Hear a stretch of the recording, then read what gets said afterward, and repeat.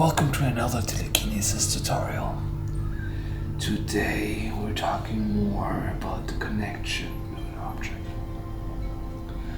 This is probably the best object or the biggest connection I have to an object. It's this pen, and let me get you some insights how you can build this connection to an object to do telekinesis. I have this pen for many years, and usually you don't realize that you have a connection to an object until you actually start to focusing on it. The best example I have for you is a toy. I remember when I was a child, I always had this little Batman action figure. I don't know how you feel about Batman. Me personally, I'm not a fan, but that's besides the point. So I had this action figure, and I remember I played a lot with it, a lot. You could, move the arms and legs, and I always fought bad guys with it. And, it was a blast. It was a blast. Of course, I was very young. At some point, I stopped playing with it, and before you knew it, years passed. I forgot about this toy. But then one day I went, because I was bored, I went through my old stuff. I was a teenager by then. And I found this toy.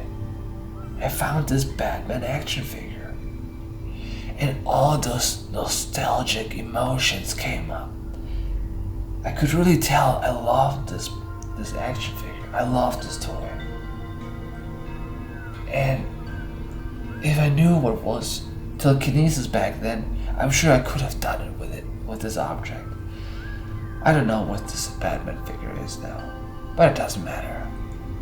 The point is, if you try to think back, if you have a similar experience where you had a toy, or it could be something else, but let's stick with the toy. You had a toy and you played with it so much, at some point you lost it, forgot about it, but then it came back, and all those emotions came back too. And these emotions, this love is what you need to do telekinesis. I can tell this love to this pen is not as big. Of course, I've been using it a lot, but the love of a child is very strong. But still, even as a grown-up, you can find an object and build this connection, build this love, so you can do telekinesis with it. And when it comes to telekinesis, it's not just a connection, it's the proper breathing technique, it's the meditation. You have to have the right state of mind, you have to focus, you have to be kind, you have to be a kind person, you have to be clean. So many things you have to do telekinesis. That is why telekinesis is not that easy.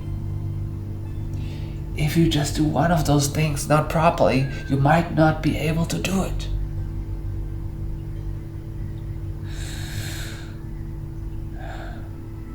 But it's not too late. It's never too late. It's actually easier to do telekinesis as a child, theoretically.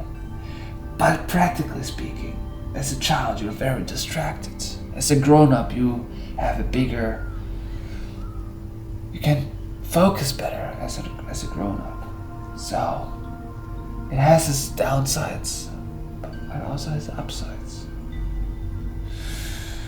Anyways, I hope it was helpful, and I'm gonna do telekinesis with this now.